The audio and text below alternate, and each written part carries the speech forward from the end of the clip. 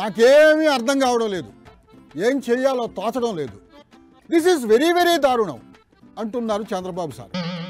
సంపద సృష్టించడానికి ఇంకా టైం పట్టేటట్టుంది, ఈలోగా ఎవరైనా వచ్చి ఉపాయాలు చెప్పండి అని ఓ ఓపెన్ ఆఫర్ కూడా ఇచ్చేస్తున్నారు ఆయన. నమస్తే సార్, మొదలు పెట్టండి. నా జీవితంలో 4వ సీఎం అయ్యాను కానీ నాకే అర్థం కావడం ఇంకా పట్టు రావడంలా. అవునా? మరి మీకు పట్టు రాకపోతే ఆ పవన్ సార్ని సీఎం కుర్చీలో కూర్చోబెట్టవచ్చు కదా సార్. ఆయనైతే చాలా బాగా చేస్తాడు అంటున్నాడు మీ వాళ్ళంతా. అసలు మీకు పట్టెందుకు రావడం లేదు సార్? దానికి కారణం చూస్తే 10 లక్షల కోట్ల రూపాయల అప్పు. అదేంది సార్, వైఎస్ఆర్సీపీ చేసిన అప్పు 6 లక్షల రూపాయలే అని మీరు సభలో చెప్పారట కదా, మళ్ళీ పాత పాట ఎందుకున్నారేంది? 10 లక్షల కోట్ల అప్పు ఉన్నాయంటే మీరేమంటారు? మీరు ఏమన్నా ఉండేయండి, నా పని మాత్రం మీరు చేయాల్సిందే. అంతే కదా మరి. మా ఎల్లిమాం కూడా అదే మాట అంటున్నాడు సార్. అది మీరు నా మీద పెట్టుకున్న నమ్మకం. అవును సార్, ఆ నమ్మకాన్ని ఒమ్ము చేయబాకండే. ఇచ్చిన హామీలు ఇంకెప్పుడు అమలు చేస్తారో అని 1000 కళ్ళతో ఎదురు చూస్తున్నారు జనం అక్కడ. అదే మరి ఎప్పుడో ఒకటి గుర్తుపెట్టుకోండి. ఏం గుర్తు పెట్టుకోమంటారు సార్? ఎవరైనా కాఫీ ఇస్తారంటే గౌరవంగా ఒక రోజు ఇస్తారు. కాఫీనా?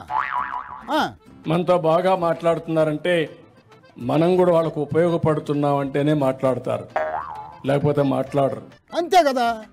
ఎన్నికల ముందేమో నాయకులు ఓటర్లతో మర్యాదగా మాట్లాడతారు, గెలిచిన తర్వాత ఏమో ఈడ్చి తంతారు. ఒకసారి మాట్లాడతారు, రెండోసారి కనబడిస్తే ఏమంటారు సార్ రెండోసారి? ఏమంటారు? అదిగో ఆయన ఏందో చెప్తా ఉండరు, విందాం సార్. రోజు ఇదే పని మీద వస్తున్నావు, మీ దగ్గర తప్పించుకోవడానికి ప్రయత్నం చేస్తారు. నిజమే కానీ ఇప్పుడు ఇన్ఫర్మేషన్ అంతా ఎందుకు ఇస్తున్నట్టు మీరు? అందుకే నేను కష్టపడుతున్నా, మీకు కూడా డబ్బులు సంపాదించే మార్గం నేర్పిస్తా. అదేదో త్వరగా నేర్పించండి సార్. చేతుల్లో డబ్బులు లేక జనం అల్లాడిపోతున్నారు అక్కడ. నేను ఒక మాట చెప్పాను, ఎన్నికల ముందు మీరందరూ గుర్తుపెట్టుకోవాలి. ఏం చెప్పారు సార్? సంపద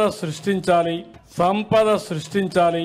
అదంతా కాదు సార్, అసలు సూపర్ 6 ఎప్పుడు అమలు చేస్తారా చేయరా అది తెలుసండి ముందు. అవి కూడా వర్కౌట్ చేస్తున్నాం, అవి కూడా ఇచ్చేస్తాం. ఇంకెప్పుడు ఇస్తారు సార్? అదే తమ్ముడు, డబ్బులు వస్తాయి, అవి కూడా ఇస్తా. డబ్బులు ఎప్పుడు వస్తాయి? ముందు సంపాదించని ఎప్పుడు సంపాదిస్తారు? లేవండి, సంపాదించే మార్గం నాకు నేర్పించు. చెవులో చెప్పు. చెవిలో చెప్తే ఇచ్చేస్తారా? ఇమ్మీడియట్ గా ఇచ్చేస్తాను. ఇది మరీ బాగుంది సార్. మీరు డబ్బులు పంచుతామంటేనే కదా జనాలు మీకు ఓటేశారు. ఇప్పుడు ఉపాయం చెప్పండి అని వాళ్ళని అలా దబాయించేస్తారేంది మీరు? నేను చెప్పిన మాట నిలబెట్టుకోవడమే కాదు, దానికంటే ఎక్కువ చేసి మీ రుణం తీర్చుకుంటానని మరొకసారి హామీ ఇస్తున్నా. మొదటి దానికే మొగుడు లేడు, కడదానికి కళ్యాణం అన్నట్టుంది.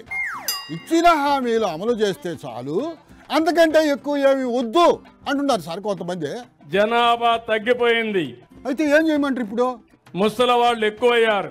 అవును సార్, ముసలి వాళ్ళు ఎక్కువైపోయారు. భార్య భర్త కనీసం 2.1 తక్కువ కాకుండా పిల్లలు కనాలి. ఒరే ఇదేమి లెక్క సార్? ఎవరైనా ఒకరినో లేదా ఇద్దరినో లేదంటే ముగ్గురునో కనమంటారు, కానీ అటు ఇటు కాకుండా 2.1 3.2 అంటారు. ఇట్లా ఎట్టాకంటారు సార్? ఏందో సార్ మీరేం చెప్తున్నారో మీకు అర్థం కావట్లా, మాకు అర్థం కావట్లా.